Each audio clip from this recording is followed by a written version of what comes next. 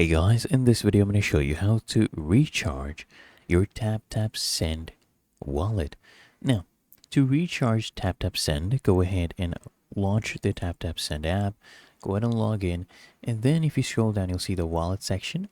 Now depending on your country you'll see different currency. Now you go ahead and create your wallet if you don't have one already, and then you just go ahead and enter your wallet funding amount.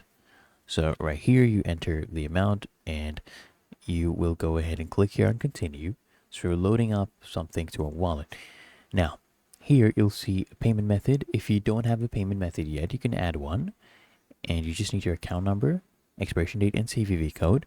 Enter that and then click here on confirm and fund wallet. And it will be funded in minutes. You'll see right here it's been successfully funded and you'll get a transaction ID as well. If you found this helpful, make sure you smash the like button and subscribe to the channel. Really helps me out as well.